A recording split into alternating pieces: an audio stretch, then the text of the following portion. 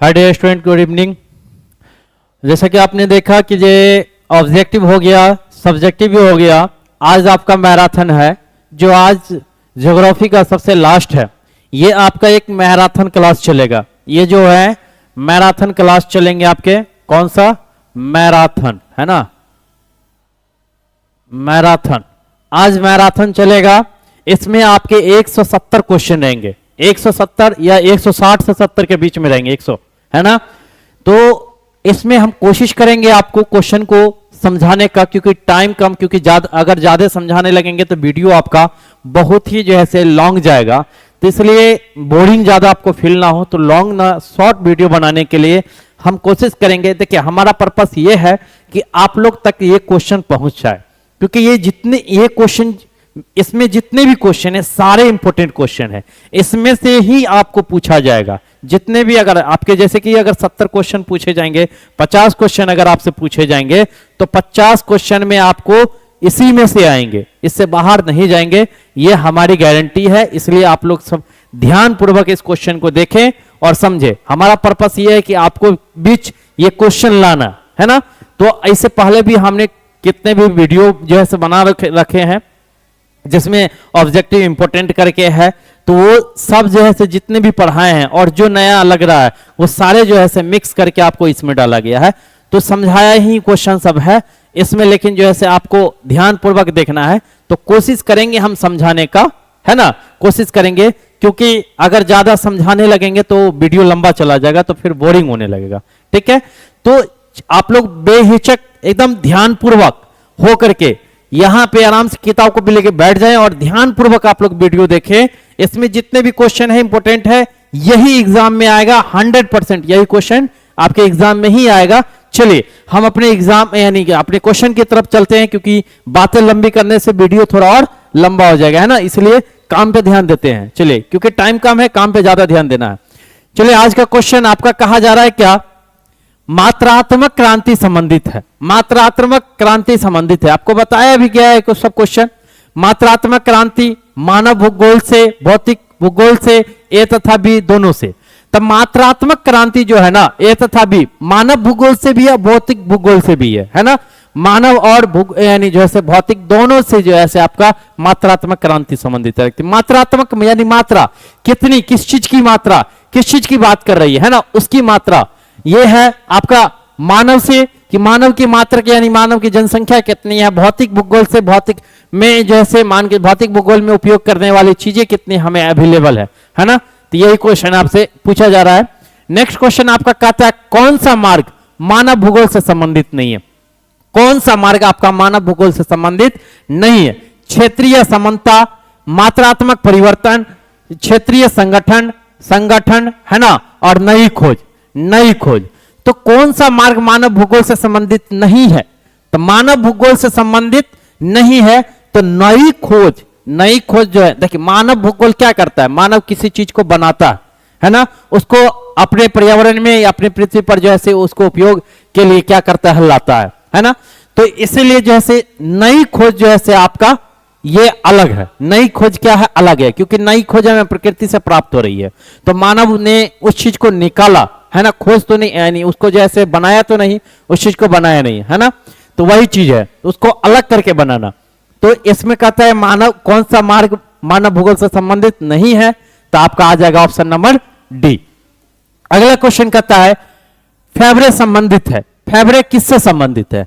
तो फेवरे संवाद से संबंधित है। किससे? संवाद से। मानव भूगोल का जनक किसे कहा जाता है? मानव भूगोल का जनक किसे कहा जाता है? तो मानव भूगोल का जनक रेटजल को कहा जाता है। किसे कहा जाता है? रेटजल को कहा जाता है। रेटजल को मानव भूगोल का जनक कहा जाता है।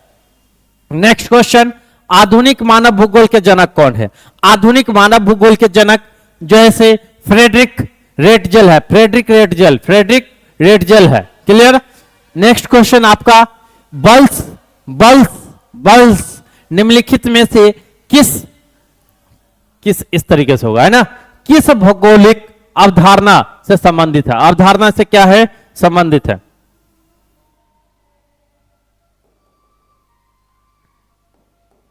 रुक जाइए, पेन का साइज बहुत मोटा है ना।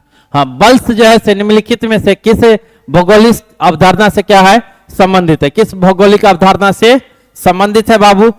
तो किस भौगोलिक अवधारणा से संबंधित है?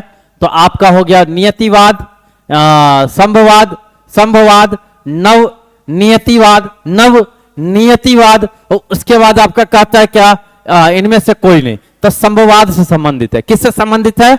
संभववाद से संबंधित है।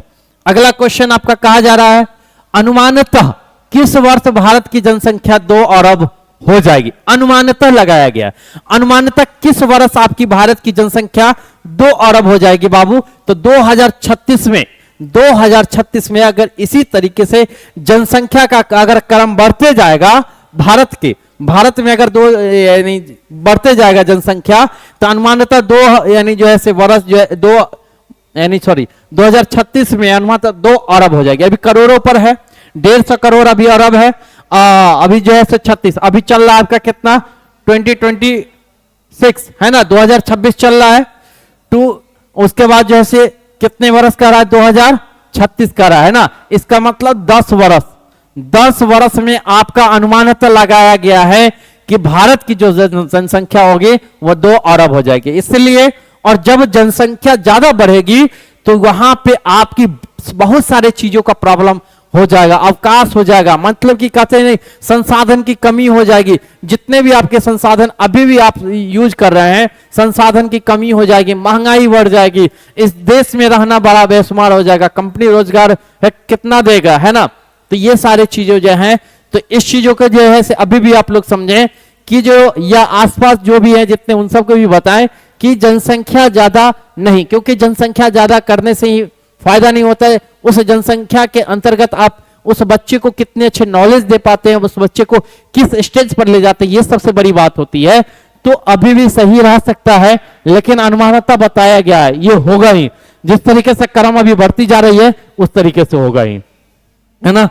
चलिए अगला कहता है, 21वीं शताब्दी के प्रारंभ में विश्व जनसंख्या दर्ज की गई है, विश्व की जनसंख्या दर्ज की गई है। 21वीं शताब्दी के प्रारंभ में जो है विश्व की जनसंख्या का बताया गया है कितना, 600 करोड़। कितना? 600 करोड़, 600 करोड़ 21वीं शताब्दी के प्रारंभ में। क्लियर है। अगला क्वेश्चन आपका कहता है, निम्नलिखित में किस देश का लिंग अनुपात विश्व में सर्वाधिक है? लिंग अनुपात विश्व में सबसे अधिक है किस देश का? तो संयुक्त अरब अमीरात, फ्रांस, जापान, लेटविया का। कहते हैं किस देश का लिंग अनुपात विश्व में सर्वाधिक है? तो लेटविया का है। क्लियर। अगला क्वेश्चन, भारत में 1 हेक्टेयर कृषि भूमि पर कितने व्यक्ति आश्रित है? 1 हेक्टेयर पर 5 व्यक्ति आश्रित है 1 हेक्टेयर पर। क्लियर है। विश्व में सर्वाधिक जनसंख्या केंद्रित है, विश्व में सर्वाधिक जनसंख्या केंद्रित है किस पे? मैदानों में सबसे ज्यादा जनसंख्या जो है विश्व की, सबसे ज्यादा जनसंख्या भारत हो, जापान हो, इंग्लैंड हो, कोई भी देश हो, है ना, विश्व की बात कर रही है, सर्वाधिक जनसंख्या उनकी जो है वो किस पर डिपेंडेंट है? तो मैदानी भागों पे, मैदानी भागों पर, पर्वतीय, पठारी सब पर, मरुस्थलीय पर बहुत कम है, लेकिन मैदानी पर सबसे ज्यादा है। सर्वाधिक पूछा जा रहा है आपसे। विश्व में सबसे अधिक जनसंख्या वाला देश कौन सा है? विश्व में सबसे अधिक जनसंख्या वाला देश कौन सा है? अब आप देख रहे होंगे तो आंसर आप लोग के माइंड में जरूर फिक्स हो गया होगा कि ये जरूर कोई और होंगे, नहीं है ना। भारत, संयुक्त राज्य अमेरिका, चीन, जापान, कौन सा है जी? भारत। जनसंख्या के स्थान पे नंबर 1 पे भारत आपके आ गए हैं। कौन आ गए हैं? भारत आ गए हैं नंबर 1। उसके बाद है कौन है? उसके बाद चीन है, उसके बाद कौन है? अमेरिका है ना। तो सबसे ज्यादा पूछ रहा है। अगला, जननांकिकी संक्रमण सिद्धांत किसने दिया था? जननांकिकी संक्रमण सिद्धांत जो है आपको जैसे नोएस्टीन ने दी थी, नोएस्टीन ने दिए थे। क्लियर है। अगला, जनसंख्या परिवर्तन का घटक कौन है? जनसंख्या परिवर्तन का घटक पूछ रहा है। घटक कौन से होंगे? जन्म, मृत्यु, प्रवास, इनमें से सभी। जनसंख्या घटक का जो है परिवर्तन का घटक जो होता है वो इनमें से सभी होता है।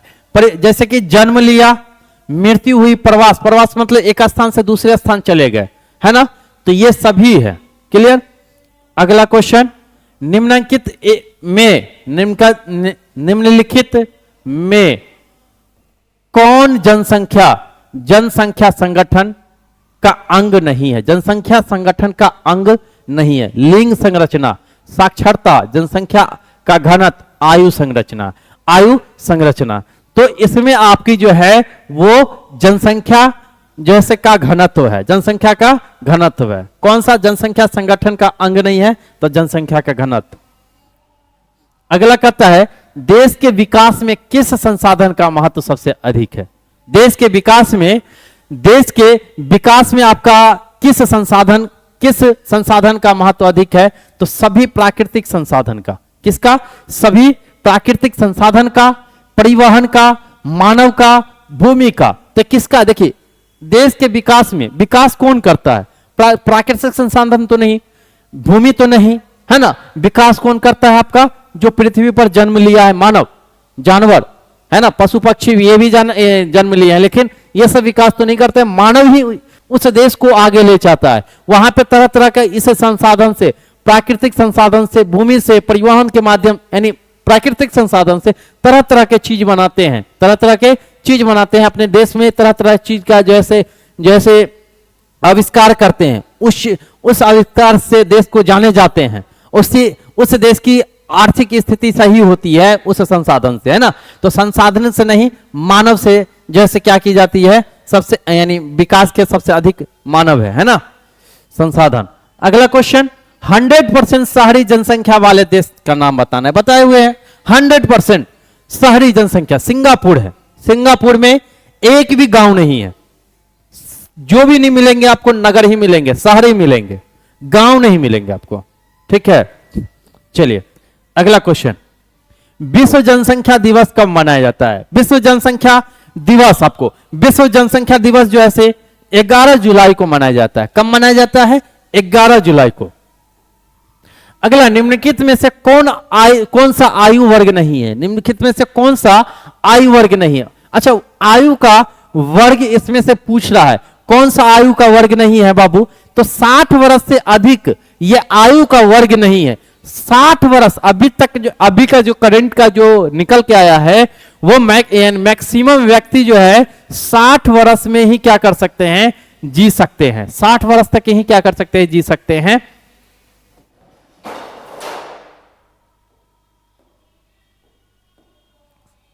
साठ वर्ष तक ही क्या कर सकते हैं? जी सकते हैं। समझे? 60 वर्ष तक जी सकते हैं।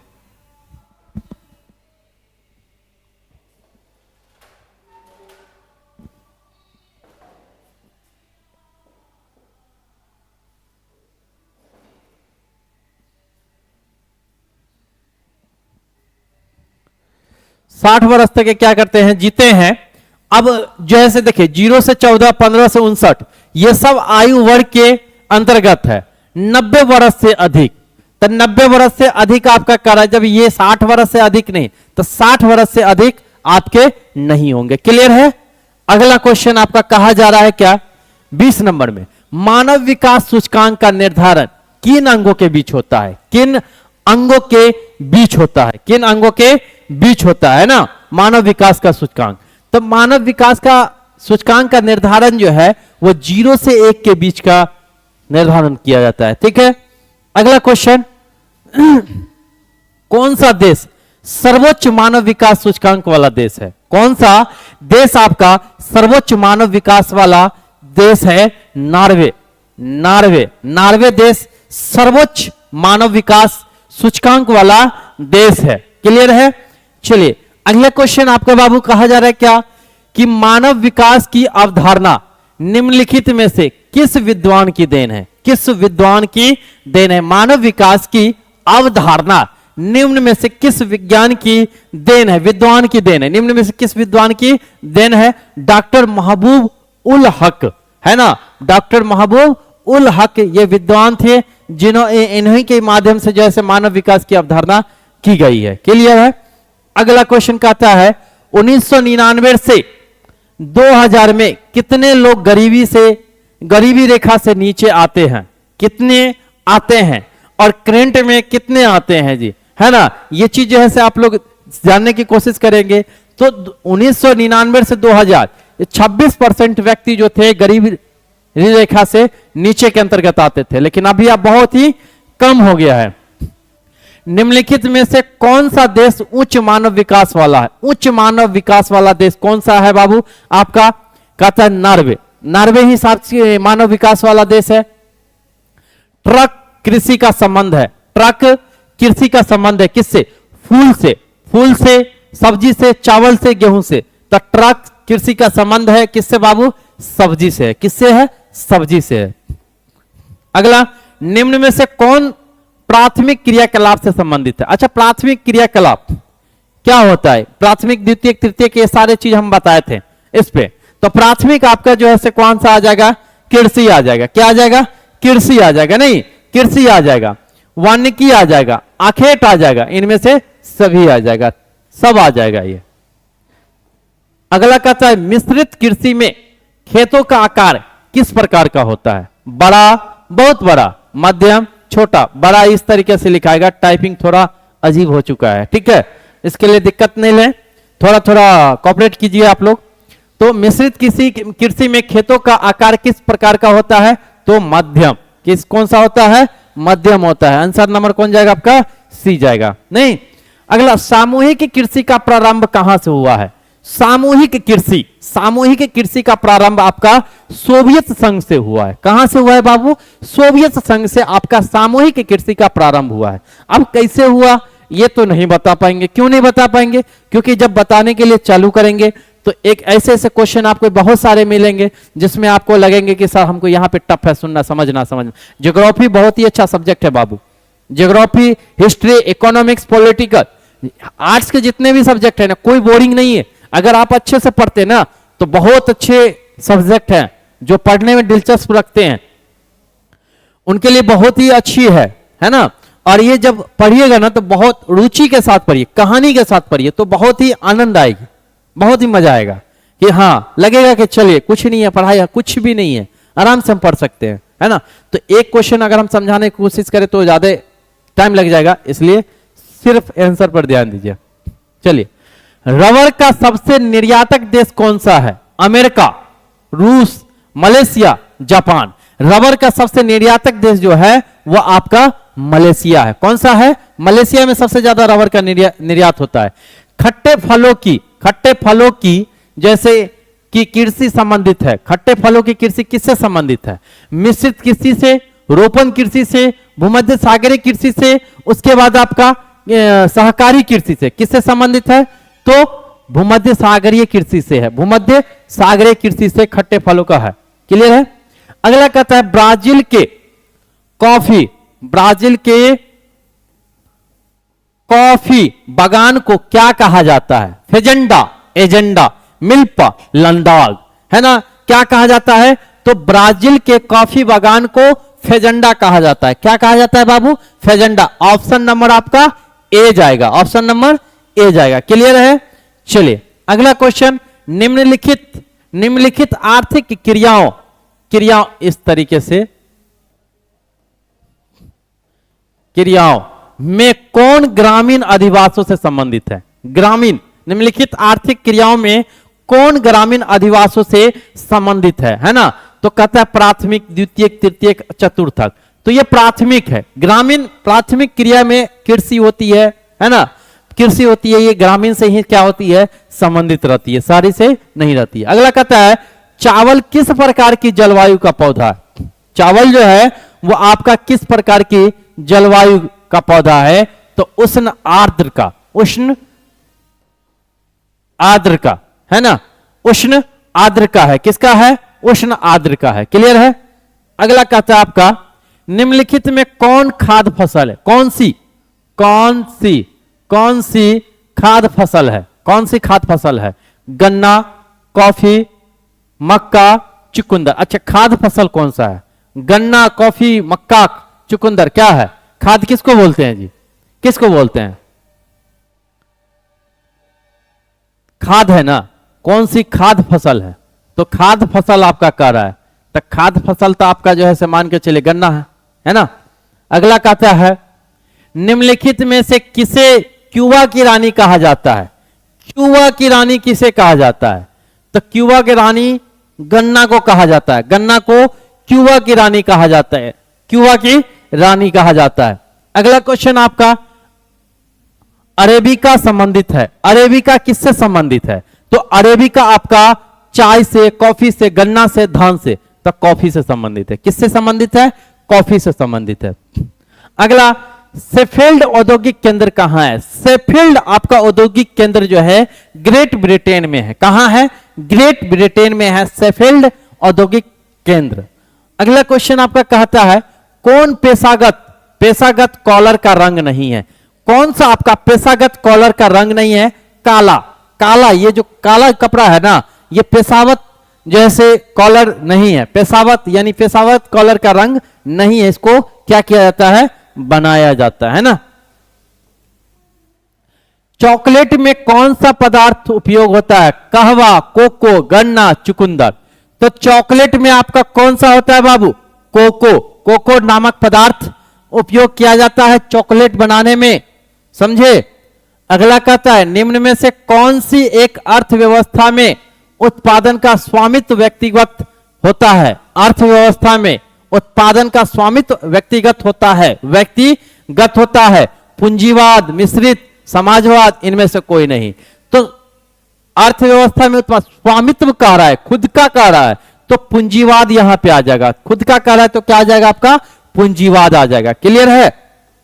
अगला उद्योगों का वर्गीकरण किसके आधार पर किया जाता है? उद्योगों का वर्गीकरण आकार, उत्पादन, कच्चे माल की प्रकृति, इनमें से सभी।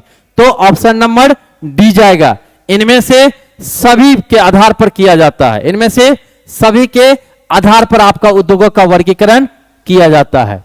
कोई भी उद्योग लगाता है तो सारा चीज न देखता है जी कि उसका आकार यानी उस जगह का कितनी क्षेत्र में जगह यानी फैल सकती है, कच्चे माल यहाँ पर कितने हमें अवेलेबल हो सकते हैं, नहीं है ना। ये सारे चीज जैसे देख करके ही कहीं भी कोई सा मार्केट यानी अथी लगाता है। अगला कहता है कौन सा उद्योग अन्य सभी उद्योगों का आधार प्रदान करता है? कौन सा उद्योग अन्य सभी उद्योगों का आधार क्या करता है? प्रदान करता है। रसायन उद्योग, कपड़ा उद्योग, लोहा तथा इस्पात उद्योग, सभी। कौन सा उद्योग अन्य सभी उद्योगों का आधार प्रदान करता है? तो ये आपका कौन सा उद्योग इसमें आपको लग रहा है ना? तो इसमें आपका जो है कौन सा जाएगा? लोहा तथा इस्पात उद्योग, जो अन्य सभी उद्योगों को क्या करता है? उत्पादन करता है ना। तो आंसर कौन जाएगा? ये जाएगा। अगला कहता है टोयोटा कंपनी किस देश की है? तो Toyota company, Toyota, TOY, Toyota है ना। तो ये कंपनी जो है ना, देखते हो टोयोटा का बाइक, स्कूटी निकला है, नहीं टोयोटा का चलता है, टोयोटा का आती गाड़ी निकला है, बहुत सारा निकला है। तो ये किस कंपनी का है? तो जापान का है। कहां का कंपनी है ये? जापान का कंपनी है बाबू। टोयोटा कहां का कंपनी है? तो जापान की है। क्लियर है। अगला कहता है आपका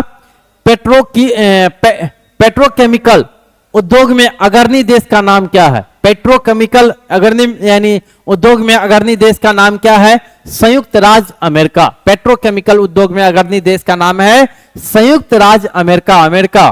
क्लियर है। अगला कहता है निम्नलिखित में से कौन सा उद्योग दूसरे उद्योगों के लिए कच्चा माल तैयार किया जाता है? कौन सा उद्योग है जो दूसरे के लिए कच्चा माल तैयार करता है? कच्चा माल तैयार करने वाला कौन सा उद्योग है बाबू? तो आधारभूत उद्योग है। आधारभूत उद्योग है जो कृषि से संबंधित रखते हैं, कच्चा माल यहीं से तैयारी होते हैं, है ना। या खोज से संबंधित रखते हैं, खोज से, संसाधन की प्राप्ति से। भारत का सबसे बड़ा तेल शोध खाना कहां है? जामनगर, मथुरा, बरौनी, हल्दिया।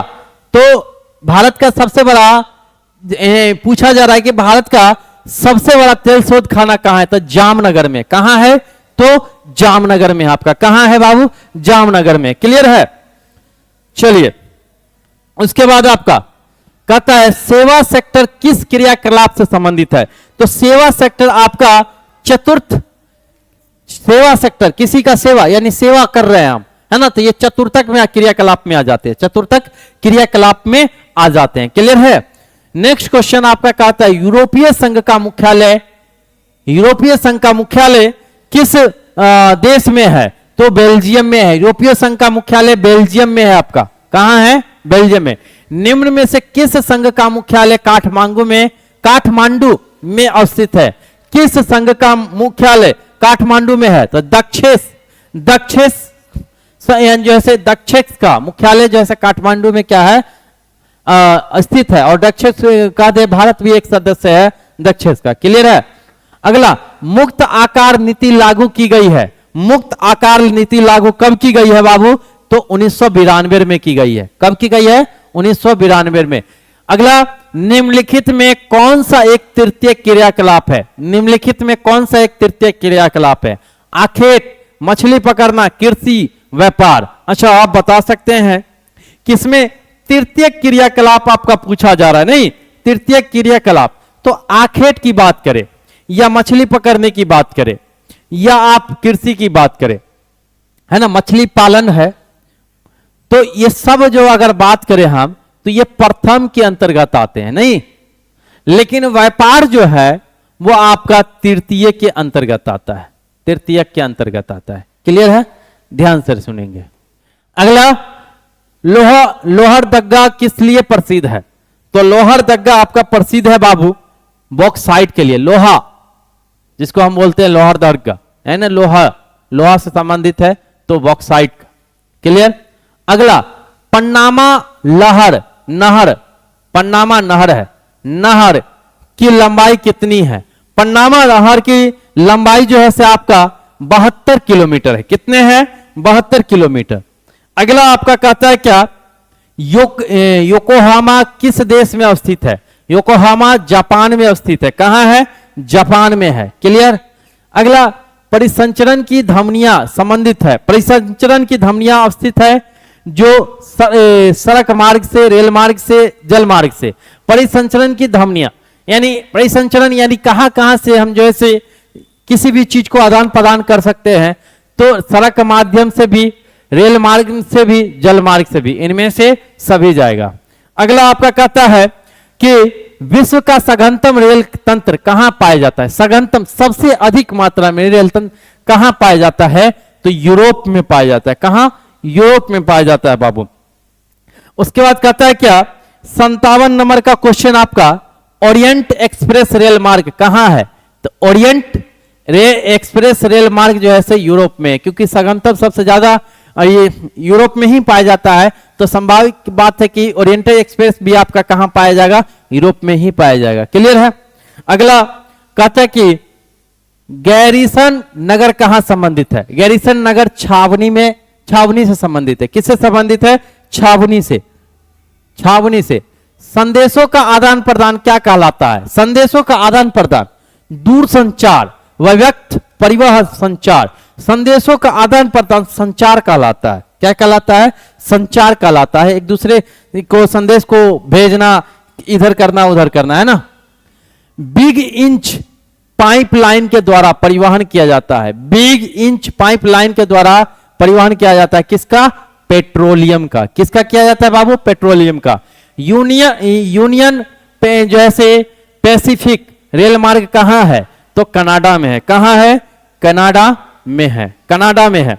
नेक्स्ट क्वेश्चन आपका कहा जाता है आशियाना का मुख्यालय कहां है? यानी आशियाना का मुख्यालय कहां है? तो जकार्ता में है। कहां है?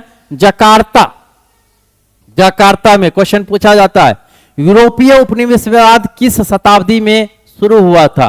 तो यूरोपीय उपनिवेशवाद किस शताब्दी में शुरू हुआ था? तो 15वीं शताब्दी में शुरू हुआ था।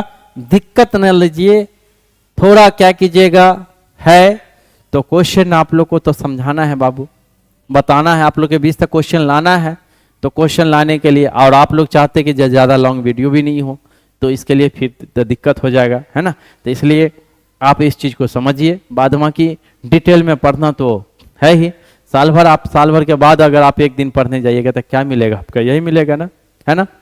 बाद बाकी आपकी जो है से आप कंपटीशन में मिलिए, फिर आपको अच्छी तरीके से इस चीज़ को समझाया जाएगा, बताया जाएगा, हर चीज़ बताया जाएगा। नहीं तो ऐसे अगर डायरेक्ट अगर मान के चलिए अगर करते जाएं तो बहुत लंबा, समझाने के लिए कोई दिक्कत नहीं है। एक क्वेश्चन पॉइंट समझा सकते हैं बहुत अच्छे से। बहुत अच्छा क्वेश्चन है, ये सारे क्वेश्चन बहुत ही अच्छे हैं, समझने से भी, पढ़ने से भी, और आपके एग्जाम के लिए रिलेटिव से भी बहुत अच्छे हैं। लेकिन ये चीज है, टाइम हम लोग के पास कम है ना, इसके लिए दिक्कत नहीं लीजिए, थोड़ा स्ट्रगल कीजिए बस इस चीज को। अगला कहता है 64वां नंबर क्वेश्चन, अमेरिका में किस वर्ष दास प्रथा का अंत हुआ था? दास प्रथा, जो दास बनाया जाता था, परंपरागत वर्ष जो है दास बनाया जाता था, तो अमेरिका में जो है दास प्रथा का अंत 1808 में किया गया था। 2016 में कितने देश विश्व व्यापार कहलाते थे? तो 164 देश विश्व व्यापार कहलाता था, है ना, विश्व व्यापार। अब जो है 166 हो गया ना जी। उसके बाद अगला कहता है क्या, विश्व व्यापार संगठन का मुख्यालय कहां है? जिनेवा में। कहां है? जिनेवा में है। अगला क्वेश्चन, अंतरराष्ट्रीय व्यापार कितने प्रकार का होता है? तो अंतरराष्ट्रीय व्यापार आपके 2 प्रकार के होते हैं। कितने प्रकार के होते हैं? 2 प्रकार के। अंतरराष्ट्रीय व्यापार आपके कितने प्रकार के होते हैं? 2 प्रकार के नहीं होते हैं जी। अंतरराष्ट्रीय व्यापार आपके जो है अच्छा अंतरराष्ट्रीय व्यापार है ना, हमको राष्ट्रीय पता चल गया, भारत राष्ट्रीय। अंतरराष्ट्रीय व्यापार कितने प्रकार के होते हैं? तो अंतरराष्ट्रीय व्यापार जो होते हैं ना आपके कितने होते हैं? ठीक है तो है जी, अंतरराष्ट्रीय, ठीक तो है।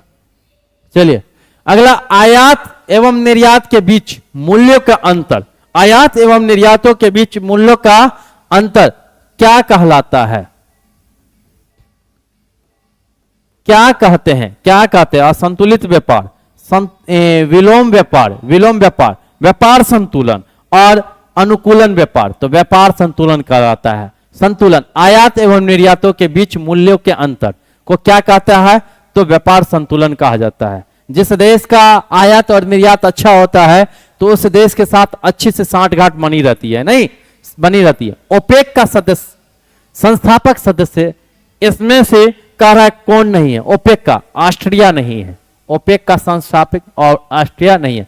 भारत किस व्यापारिक समूह का सदस्य है? सार्क का है। किसका है? सार्क का है। नहीं, भारत का सदस्य है। भारत का सदस्य कौन है? साफ्टा है। क्या है? साफ्टा। विश्व का प्रथम नगरीय बस्ती कौन है? विश्व का प्रथम नगरीय बस्ती लंदन है। लंदन नहीं, लंदन पहले भी आपका जैसे सारे देशों पर क्या कर चुका है? राज कर चुका है, तो लंदन ही ना होगा जी। निम्नलिखित में कौन सांस्कृतिक नगर है? वाराणसी, जिसका पुराना नाम क्या था जी? बनारस, है ना, सांस्कृतिक नगर है। सांस्कृतिक नगर है। 2017 में विश्व की कितनी प्रतिशत जनता नगरीय बस्तियों में निवास करती थी? नगरीय बस्तियों में निवास करती थी 54%। 54% थे। इनमें कौन औद्योगिक नगर है? वाराणसी, पटना, लाहौर, पिट्सबर्ग। तो इनमें औद्योगिक नगर पूछ रहा है, तो औद्योगिक नगर आपका पिट्सबर्ग है ना, पिट्सबर्ग है। अगला, निम्नलिखित में कौन इथोपिया की राजधानी है? इथोपिया की राजधानी आपसे पूछा जा रहा है, तो अदीस अबाबा इथोपिया की राजधानी है। सर्वाधिक प्रदूषण मिलता है असगर में, मलिन धरती में, महानगर में, इनमें से कोई नहीं। इनमें से कोई नहीं। तो सबसे अधिक मिलता है मलिन धरती से प्रदूषण मिलता है। मलिन धरती, जहां मैल यानी जो है कचरा तचरा रहता है या दूषित ज्यादा होता है उस धरती पर, वहीं से ज्यादा प्रदूषित होता है। नदी के सहारे बसा गांव किस प्रतिरूप में आएगा? आयताकार, अरियर, वृत्ताकार या रेखीय? नदी के किनारे अगर बसता है तो वो रेखीय किनारे आएगा, रेखीय में आएगा। किस झील के चारों ओर बसा गांव किस प्रतिरूप में आएगा? किसी झील के चारों ओर बसा गांव किस प्रतिरूप में आएगा? किस प्रतिरूप में आएगा बाबू? निहारकीय प्रतिरूप में आएगा। निहारकीय प्रतिरूप में। पर्वतीय भागों में किस प्रकार की बस्तियां पाई जाती है? पर्वतीय भागों में किस प्रकार की प्रवृत्तियां पाई जाती है? सीधी नुमा, सीधी के तरह। पर्वतीय भागों में पर्वत पर जो घर बनता है ना, वो सीढ़ी के आकार में बनता है घर, है ना, ऊपर ऊपर उसके नीचे नीचे इस तरीके से बना हुआ रहता है, तो उसी को सीढ़ी नुमा बोला जाता है। क्लियर है? अगला, नदियों के डेल्टाई भाग में कौन सा प्रतिरूप पाया जाता है? नदियों के डेल्टाई भाग में कौन सा आता है? अरिये, तारा, अरिये, तारा और चेकरफोर्ड, पंखा। तो ये अरियर में जो नदियों में जो आता है वो नदियों के डेल्टाई में कौन सा प्रतिरूप आएगा? तो पंखा के रूप में आएगा, पंखों के रूप में आएगा। बस्तियों को कितने प्रकारों में बांटा गया, ये क्वेश्चन है। तो बस्तियों को आपको जानते हैं कि कितने भागों में बांटा गया है? 2 भागों में। क्लियर? निम्नलिखित में कौन पठारी नगर है? पठारी नगर नागपुर हो गया, आबू हो गया, मास्को हो गया, है ना। उसके बाद फिलाडेल्फिया हो गया नहीं। तो आपका कौन सा आ जाएगा? नागपुर एक पठारीय नगर है। नागपुर एक क्या पठारीय नगर है? भारत में 2011 में महिला साक्षरता सबसे कम थी बिहार में। बिहार में सबसे महिला साक्षरता सबसे क्या थी? कम थी नहीं। अगला क्वेश्चन, निम्नलिखित केंद्र शासित प्रदेशों में किस देश की साक्षरता दर उच्चतम थी? निम्नलिखित केंद्र शासित प्रदेशों में कौन से जैसे किस प्रदेश कहते हैं कि किसकी साक्षरता दर अधिक थी, यानी कौन सी प्रदेशों की साक्षरता दर सबसे अधिक थी नहीं। तो चंडीगढ़, अंडमान और निकोबार, दमन और दीव, लक्षद्वीप की जो है से सबसे अधिक थी, है ना। लक्षद्वीप की जो है से साक्षरता दर सबसे अधिक है। अगला क्वेश्चन आपको कहा जा रहा है, भारत में संपूर्ण जनगणना पहली बार कब हुई थी? संपूर्ण जनगणना आपको भारत में जनगणना पहली बार, संपूर्ण जनगणना पहली बार कब हुई थी? 1881, है ना, 1981, उसके बाद जो है से 1872, उसके बाद इनमें से कोई नहीं। तो 1881 आपका राइट आंसर है। क्लियर? चलिए अगला कहते हैं, निम्नांकित राज्यों में से किसकी जनसंख्या सर्वाधिक है? अच्छा, उत्तर प्रदेश, बिहार, पश्चिम बंगाल, महाराष्ट्र, किसकी सबसे ज्यादा जनसंख्या अधिक है? तो उत्तर प्रदेश की है। किसकी है? उत्तर प्रदेश की। भारत में राज्यों की कुल संख्या पहले कितने थे? 29। अभी करंट में कितने हैं? 28। याद रखिएगा, 29 मत मार दीजिएगा, क्योंकि बहुत सारे गैस पेपर 29 मारे हुए हैं, इसलिए बोल रहे हैं। दिक्कत नहीं ना जी, अभी 28 मारेंगे। क्षेत्रफल के दृष्टिकोण से भारत का सबसे बड़ा राज्य कौन सा है? बड़ा क्षेत्रफल की दृष्टि से मध्य प्रदेश, उत्तर प्रदेश, राजस्थान, महाराष्ट्र। तो बताइए क्षेत्रफल की दृष्टि से आपका कौन सा है बाबू? राजस्थान है। जनसंख्या की दृष्टि से उत्तर प्रदेश। क्षेत्रफल और जनसंख्या के अनुपात को क्या कहते हैं?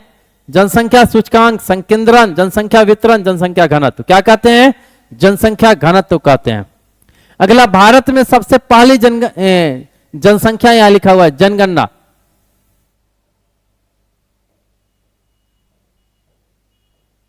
जनगणना, ठीक है। भारत में सबसे पहली जनगणना कब हुई? तो ये अभी क्वेश्चन हम बता चुके हैं। अगला क्वेश्चन, भारत के जनसंख्या पिरामिड का आधार कैसा होता है? भारत के जनसंख्या पिरामिड का आधार कैसा होता है? इसमें पूछ रहा है कि कैसा होता है। तो चौड़ा आधार होता है। भारत के जनसंख्या पिरामिड का आधार जो होता है वो चौड़ा आधार का होता है। अगला, भारत में कितने प्रतिशत लोग कृषि पर आश्रित है? कितने प्रतिशत लोग जो हैं वो कृषि पर आश्रित है? तो 70% जो है सो लोग कृषि पर आश्रित है। कितने? 70%। नेक्स्ट क्वेश्चन आपका कहा जा रहा है बाबू कि भारत में पुरुष प्रवास का कारण क्या होता है? अच्छा, कोई प्रवास का, एक सेकंड लेते हैं कि प्रवास का मुख्य कारण क्या होता है? क्यों उस जगह पर उनको सही से उन चीज का जैसे सारा चीज जैसे मिल नहीं पाना, यानी संसाधन पर्याप्त मात्रा में नहीं मिल पाना, ये प्रवास का सबसे बड़ा मुख्य है। या तो इनकम से हो या तो किसी भी चीज से हो। तो मेन तो लोग सबसे ज्यादा प्रवास तो करते हैं पैसे के लेकर के करते हैं ना, एक स्थान से दूसरे स्थान कमाने के लिए जाते हैं। तो यहां का था शिक्षा, रोजगार, व्यवसाय, इनमें से सभी आंसर जाएगा। शिक्षा के लिए भी प्रवास करते हैं।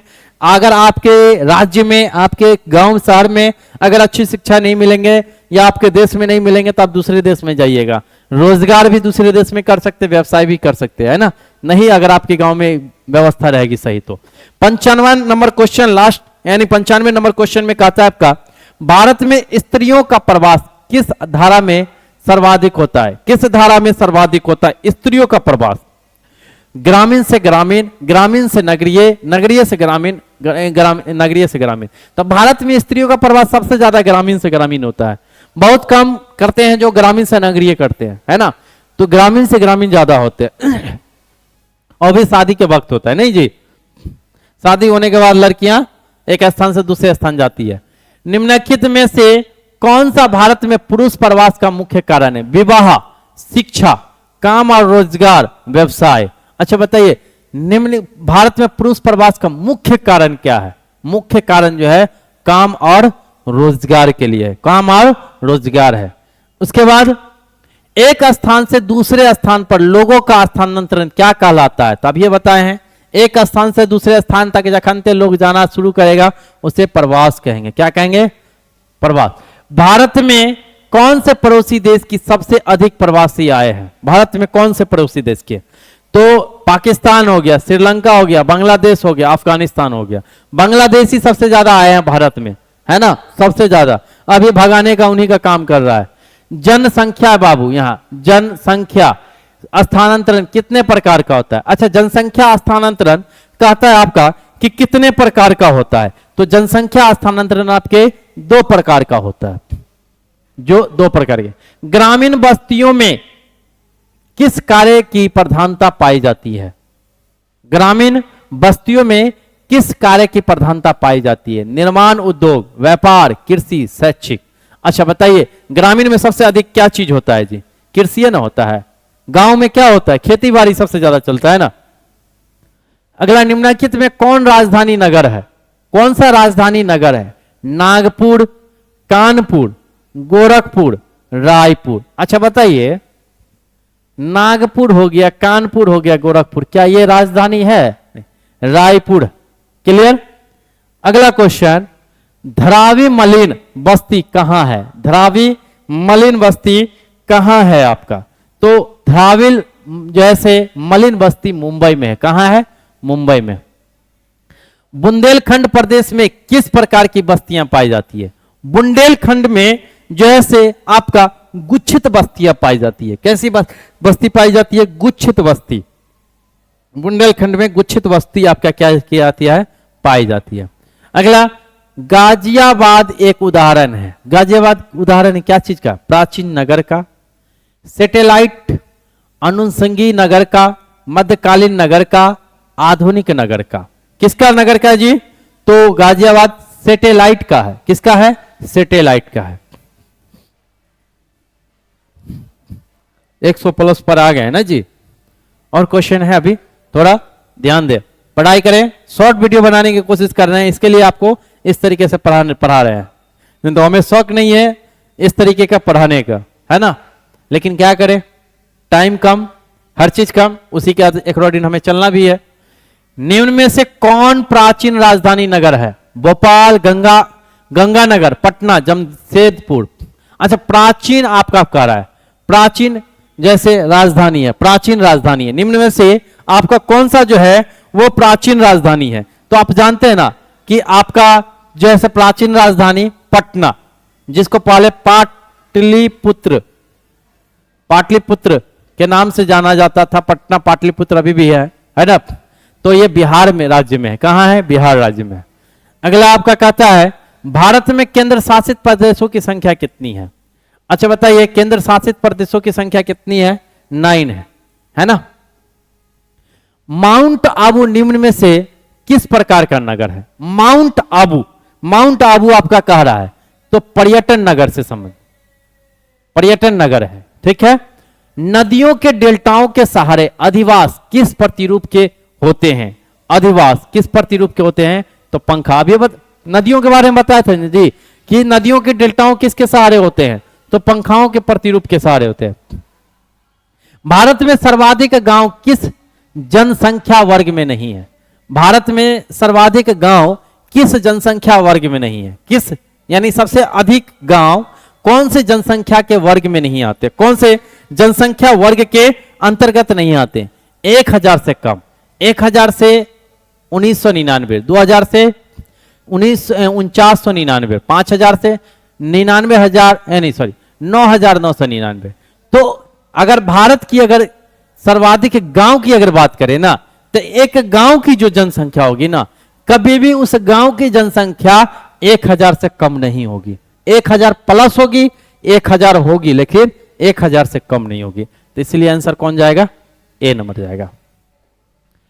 110 क्वेश्चन आपका कहता है क्या, उदयपुर नगर किस राज्य में स्थित है? उदयपुर आप जानते हैं किस में है? राजस्थान में। उदयपुर कहां है जी? राजस्थान में है। ये महाराणा प्रताप का स्थान है ना। चाय उत्पादन में अग्रणी राज्य कौन सा है? चाय उत्पादन में गुजरात, बिहार, असम, सिक्किम। तो चाय उत्पादन में असम है। कौन सा है? असम है ना। अगला क्वेश्चन, रबी फसल की बुआई कब होती है? रबी फसल की बुआई आप रबी और जैसे आपका रबी जैसे आपका है ना, ये सब जो है आप देखिएगा। खरीफ और रबी के बारे में आप लोग देख लीजिएगा, इसलिए नहीं बताए। गेहूं फसल उदाहरण है। गेहूं फसल किसका उदाहरण है? आप लोग खुद बता सकते हैं। निम्न में से किसमें टैनिन पाई जाती है? टैनिन किसमें पाई जाती है? टैनिन चाय, कॉफी, चाय, कॉफी है ना, गन्ना, कपास, तो चाय में पाई जाती है।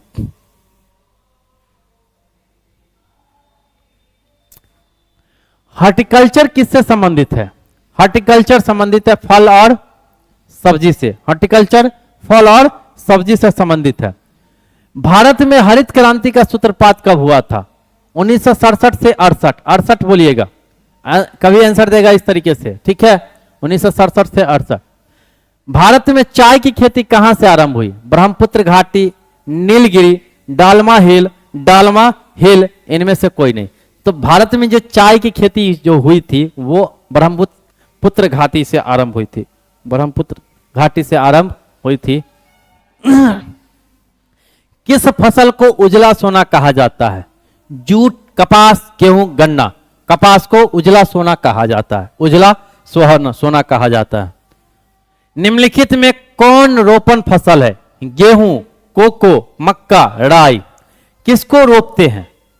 कोको यानी चाय को रोपते हैं। क्लियर।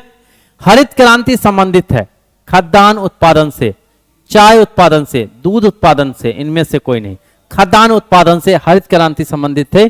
और ये चावल यानी कहे तो इसको क्या बोलते हैं जी? धान की खेती से। क्लियर। अगला, पृथ्वी पर कुल जल का कितना प्रतिशत भाग अवलवनीय है? पृथ्वी पर कुल कितना प्रतिशत भाग जो है अवलवनीय है? तो 3% है जो अवलवनीय है ना। अगला, भारत की कुल वार्षिक वर्षा घन किलोमीटर में कितनी होती है? भारत की कुल वार्षिक वर्षा घन किलोमीटर कितनी होती है? 2000, 3000 है ना, 4000, 5000। तो 4000 होती है। कुल वार्षिक वर्षा घन किलोमीटर जो होती है ना वो 4000 होती है। अगला क्वेश्चन, भाखड़ा नांगल परियोजना किस नदी पर स्थित है? सतलज नदी पर, ब्यास नदी पर, गंगा नदी पर और आपका कहे तो नर्मदा नदी पर। तो भाखड़ा नांगल परियोजना जो है सतलज नदी पर स्थित है। क्लियर। अगला, भारत में विश्व के जल संसाधनों का कितना प्रतिशत पाया जाता है? भारत में विश्व जल जो है संसाधन कितना प्रतिशत? 4%। क्लियर है। अगला, निम्नलिखित में सर्वाधिक प्रदूषित नदी कौन सी है? रावी, गोदावरी, ब्रह्मपुत्र, यमुना। यमुना नदी प्रदूषित में नंबर 1 पे आता है तो यमुना आता है ना। कहां स्थित है जी? दिल्ली में, है ना, केजरीवाल के समय में। अभी का नर्मदा नदी जाके देखिए, बहुत ही स्वच्छ है, क्योंकि हमने भी घूम करके आया है उस नदी के साथ पास से, है ना। तो वहां देखा बहुत ही चंचल और स्वच्छ पानी है, अभी भी है, अब है, पहले नहीं था, पहले बहुत दूषित था।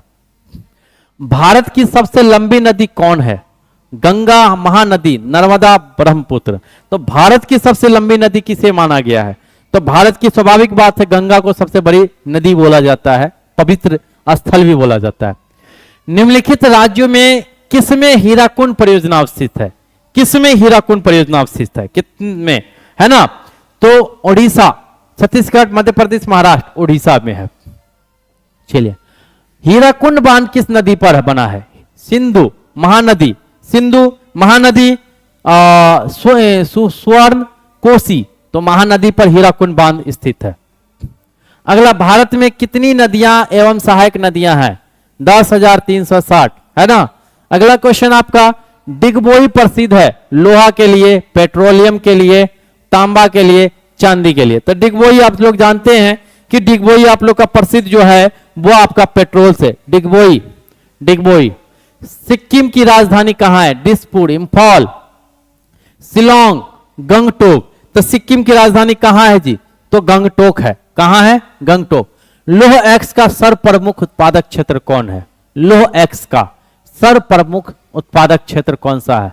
तो मध्य प्रदेश, झारखंड, महाराष्ट्र, कर्नाटक। तो लौह एक्स का सबसे अधिक जो है वो कर्नाटक है। कहां है? कर्नाटक है। इनमें भूरा कोयला कहां मिलता है? झारखंड, पश्चिम बंगाल, तमिलनाडु, आंध्र प्रदेश। कहां मिलता है जी? भूरा कोयला कहां मिलता है? तमिलनाडु में। क्लियर है? अगला, विजयनगर इस्पात केंद्र किस राज्य में स्थित है? कर्नाटक में। कहां है? विजयनगर कर्नाटक में ही है ना? चलिए, अंकलेश्वर क्षेत्र है। अंकलेश्वर क्षेत्र, आपका अंकलेश्वर क्षेत्र जो है गुजरात में है। कहां है? गुजरात में। अगला, बालाघाट मैग्नीज क्षेत्र किस राज्य में स्थित है? बालाघाट मैग्नीज क्षेत्र आपका जो है वो मध्य प्रदेश में है। निम्नलिखित में से कौन एक ऊर्जा का गैर परंपरागत स्रोत है? गैर, कोयला, खनिज तेल, जल विद्युत, सौर ऊर्जा। तो गैर परंपरागत स्रोत, गैर परंपरागत स्रोत वो होते हैं जो जलते नहीं हो, दूसरे पर क्या होते हैं? आश्रित होते हैं। तो ये सौर ऊर्जा आपके दूसरे पर क्या होते हैं? आश्रित होते हैं, है ना? अगला, नई औद्योगिक नीति लागू कब की गई थी? तो नई औद्योगिक नीति जो है 1991 में लागू की गई थी। सूती कपड़ा उद्योग में सबसे अधिक उन्नत राज्य कौन सा है? उन्नत, सूती का उन्नत राज्य कौन सा है बाबू? महाराष्ट्र है। कौन सा है? महाराष्ट्र है। अगला क्वेश्चन, किस राज्य में गन्ने का पेराई काल अपेक्षाकृत अधिक होता है? गन्ने का पेराई की अगर बात करें तो तमिलनाडु में सबसे ज्यादा गन्ने की पेराई की जाती है। अगला, विकास का केंद्र बिंदु है। विकास का केंद्र बिंदु है संसाधन तक पहुंच, स्वास्थ्य, शिक्षा, इनमें से कोई नहीं, इनमें से सभी, सॉरी, संसाधनों तक। तो विकास का तो इनमें से सभी जाएगा, है ना? अगला, इंदिरा गांधी नहर में किस नदी से पानी प्रवाहित होता है? इंदिरा गांधी नहर में किस नदी से पानी प्रवाहित होती है? तो गंगा। कौन सा? गंगा, यमुना, कोसी, ब्यास। तक कोसी का पानी। क्लियर है? सरदार सरोवर परियोजना किस नदी पर है? नर्मदा नदी, गंगा नदी और कोसी नदी। उसके बाद आपका क्या है? तो दामोदर नदी। नर्मदा नदी के परियोजना यानी सरदार सरोवर परियोजना नर्मदा नदी पर स्थित है। नर्मदा नदी पर स्थित है। भारतीय रेलवे की स्थापना कब की गई थी? जानते हैं भारतीय रेलवे की स्थापना कब की गई थी? तो भारतीय रेलवे की स्थापना 1853 को की गई थी। भारत का सबसे बड़ा पतन कौन है? मुंबई, सबसे बड़ा पतन मुंबई है ना? सबसे बड़ा पतन। भारत में सबसे पहले रेलगाड़ी किन स्टेशनों के बीच चली थी? तो मुंबई से थाने। नेताजी सुभाष चंद्र बोस अंतर्राष्ट्रीय हवाई अड्डा कहां है जी? तो पश्चिम बंगाल में है। कहां है? पश्चिम बंगाल में। किस वर्ष भारत को इंटरनेट की सुविधा प्राप्त हुई थी? सुभाष चंद्र बोस का जैसे वो धरती जन्मभूमि भी है पश्चिम बंगाल। किस वर्ष भारत को जैसे आपका क्या कहता है इंटरनेट की सुविधा प्राप्त हुई थी? तो 1988 को।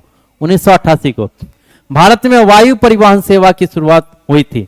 वायु परिवहन की सेवा जैसे शुरुआत हुई थी आपका वो 1911 में। 1911 में भारत का अधिकांश विदेशी व्यापार वहन होता है।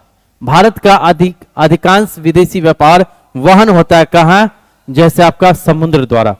अधिकांश विदेशी व्यापार वहन होता है। वाहन लिखा है, सॉरी, वाहन होता है कहां?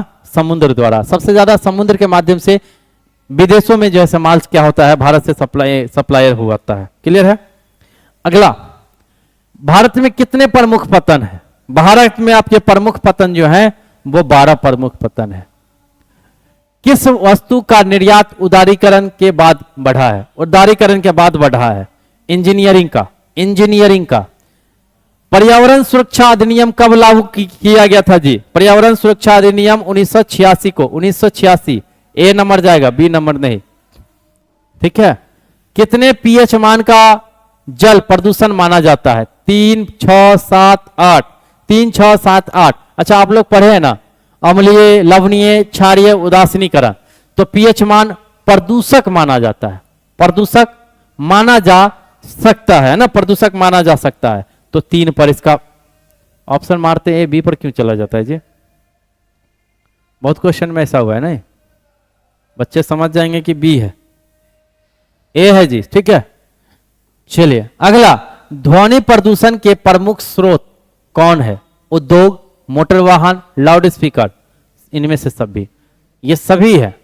ध्वनि प्रदूषण के प्रमुख उद्योग यानी जो है स्रोत है। उद्योग जब चलता है तो उससे भी ध्वनि होती है, ध्वनि निकलती है। मोटर चलता है तो उससे ध्वनि हो भी करती है, और लाउड स्पीकर चलता है तो उससे भी ध्वनि उत्पन्न होती करती है सभी। नमामि गंगे कार्यक्रम किस नदी की सफाई से संबंधित है? नमामि गंगे कार्यक्रम जो है से आपका वो है गंगा नदी से संबंधित है। किस प्रदूषण द्वारा सर्वाधिक बीमारियां होती है? ध्वनि, जल, मृदा, वायु। किसके द्वारा सबसे ज्यादा बीमारी होता है जी? तो आपका जल द्वारा, जल के द्वारा, क्योंकि जल ही एक ऐसा माध्यम है जो हमारे शरीर के पूरे आंतरिक भाग में क्या करती है? फैलती है। इसीलिए गरीबी का सबसे कम अनुपात किस राज्य में है? गरीबी का सबसे कम अनुपात किस राज्य में है? पंजाब में। गरीबी का सबसे कम अनुपात पंजाब राज्य में, पंजाब में सबसे गरीब कम है। राष्ट्रीय नियोजन समिति का गठन कब किया गया है? राष्ट्रीय नियोजन समिति का गठन आपको कब किया गया बाबू? तो 1938 में किया गया है। अगला, औद्योगिकरण से कौन सा प्रदूषण होता है? जल प्रदूषण, वायु प्रदूषण, ध्वनि प्रदूषण, इनमें से सभी होता है जी, है ना। कौन सा होता है? सभी होता है। अगला कहता है जलजन्य रोग। जलजन्य रोग कौन सा है? जल से होने वाले रोग कौन सा है? अतिसार। जलजन्य रोग कौन सा है? अतिसार है। तो ये आपका आज का क्वेश्चन इतना तक था। 161 क्वेश्चन, ये जितने भी ये सारे इंपॉर्टेंट क्वेश्चन है बाबू, आप लोगों के बीच ये क्वेश्चन लाए हैं इस मकसद से ताकि आप लोग को क्लास सही से इस प्लेटफॉर्म के माध्यम से तो चला नहीं, तो इस प्लेटफॉर्म के माध्यम से आप लोग को इंपॉर्टेंट क्लास ही करा दिया गया, क्योंकि हो सकता है कि इसके अकॉर्डिंग जो है से आप लोग निकल जाए। ऐसा है ना कि इसमें जितने भी क्वेश्चन है ना बाबू, ये सारे इंपॉर्टेंट है, इसमें घबराने की जरूरत नहीं है। बेहिचक होकर के आप ऑब्जेक्टिव इसका देख लें। सब्जेक्टिव भी हमने जितने पढ़ाए हैं सारे जो है से सही है, सारे आपके क्या है, ये जो है से आपके सही है, सब्जेक्टिव भी और आपका ऑब्जेक्टिव पहला भी, सब्जेक्टिव, मैराथन। हमने जिस तरीके से आपको बोला उस तरीके से हमने करा दिया है ना। अब आपकी बारी है, हमारी बारी तो अब खत्म हो चुकी है, हमारे मंजिल यहीं तक था। अब आपका मंजिल सफर शुरू होता है और आप कितना स्ट्रगल करके इस वीडियो के माध्यम से आप रिकॉर्ड बनाते हैं अपने, यानी स्कोर, यानी अपनी जो है से मार्क्स का स्कोर कितना बनाते हैं। अब इस प्लेटफॉर्म पर आप लोग का जो है से नाज है कि इस प्लेटफॉर्म को आप कितना ऊंचा यानी ऊपर ले जा सकते हैं। हो सकता है कि आप इस प्लेटफॉर्म के अकॉर्डिंग अगर आप तैयारी कर रहे हैं, उसके बाद अगर पढ़ रहे हैं, सक्सेस हो गया, तो हमारी सबसे बड़ी आपके कारण जो है सक्सेस होगी, है ना, आपके कारण हमारी सक्सेस होगी। तो इसलिए हमारी एक ही विचारधारा है बाबू कि मन लगा के पढ़े, जीवन यूं ही व्यर्थ ना करे, क्योंकि जीवन इंसान को बहुत वर्षों बाद मनुष्य में एक बार इंसान को जन्म मिलता है ना, व्यक्तियों को, यानी मनुष्य में जन्म मिलता है कुछ करने के लिए। यूं ही किसी की जिंदगी, जैसे किसी के चक्कर में जिंदगी बर्बाद करने के लिए आपकी जिंदगी नहीं मिलती है। मनुष्य में जन्म आपकी इस तरीके से नहीं होती है। तो जन्म होती है कीड़े मकोड़े, कुत्ते बिल्ले, सबका देखते हैं आयु बहुत कम है, लेकिन मनुष्य का आयु ज्यादा किया गया है, पेड़ों का आयु बहुत ज्यादा किया गया है, पेड़ से भी बहुत इरादा रहता है, मनुष्य से भी बहुत इरादा रहता है ना। लेकिन कंडीशन क्या है कि पेड़ तो एक ही स्थान रह करके अपना उस वातावरण से आदमियों को सुरक्षित, हर चीज वातावरण को यानी प्रदूषित होने से बचाता है, ये दूषित रखता है, यानी एकदम स्वच्छ रखता है। मनुष्य उस चीज को क्या करता है, नए नए चीज का आविष्कार करके संसाधनों तक जो है पहुंच करके हर एक चीज जैसे नई नई चीजों के आविष्कार करते हैं, ताकि आने वाले पीढ़ी को हम जितना कष्ट कर रहे हैं उतना उनको कष्ट नहीं होता है। बस उसी तरीके से मनुष्य की जन्म मिलती है इसी कंडीशन से, है ना। तो आप लोग भी कुछ अपने जीवन में कुछ एक लक्ष्य पाए और एक लक्ष्य बनाए कि हमें इस लक्ष्य पे पहुंचना है उस लक्ष्य के अकॉर्डिंग मेहनत करना शुरू कर दे। बाबू जिंदगी में आप किसी पे डिपेंडेंट मत रहिए। जब तक आप खुद पे डिपेंडेंट नहीं है, आपका कोई, देखिए सबसे बड़ा साथी आपका खुद है। आपका भरोसा, आपका आत्मा, आपका मन, ये सबसे बड़ा साथी है। आपका आत्मा है ना, ये सबसे बड़ा साथी है। खुद पे डिपेंडेंट रहिए, आप कर सकते हैं। किसी दूसरे पर डिपेंडेंट हावी मत रहिए। ये सोच रहे हैं कि हमें इससे जो ऐसे जीवन बन जाएगी, जीवन सुधर जाएगी, तो नहीं। एक हम ऐसे पढ़ते थे, हम भी पढ़ते थे जब, तो वहां एक विद्यार्थी था, बहुत यानी लमसम 15-20 साल से बेचारा मेहनत करता था, रह करके पढ़ता था। अब क्या कंडीशन था, किस तरीके से, ये तो नहीं देखे, लेकिन चलता था। बातें बात में दोस्त सब था, बात बात कर रहा था, बोला अरे 20 साल तक जो है हमारा जो है इतना मेहनत कर रहे हैं, नहीं नौकरी हुआ। पंडित जी से हम एक हाथ दिखवाए, बोले कि सो ना तुम विवाह कर लेगा ना, तो उस लड़की की मदद से तुम्हारा नौकरी हो जाएगा। तो ऐसा ये लोग बतिया रहा था, लेकिन ऐसा कंडीशन नहीं है बाबू। ये कंडीशन आप पे डिपेंडेंट करता है। आप अपनी किस्मत, अपने हाथों की लकीर को खुद आप मिटा सकते हैं। अगर नहीं भी है, उस चीज को ला सकते हैं, है ना। अगर है भी तो उस चीज को खत्म कर सकते हैं, वो खुद आप, दूसर कोई नहीं करेगा। इसलिए अपने आप को पहचानिए, समझिए कि हम क्या है, हमको क्या करना है, किस अकॉर्डिंग किस फील्ड में जाना है ना। नहीं तो जीवन बर्बाद करने के लिए रास्ते पर तो लोग बहुत सारे हैं, बहुत सारे लोग हैं जो आपके जीवन को अंधेरे में डाल सकते हैं। उजाला में सिर्फ आप और खुद आप ही डाल सकते हैं, उजाला में ला सकते हैं। आपकी आत्मा, आपकी मन और आपकी विश्वास ही उजाला में ला सकते हैं, है ना।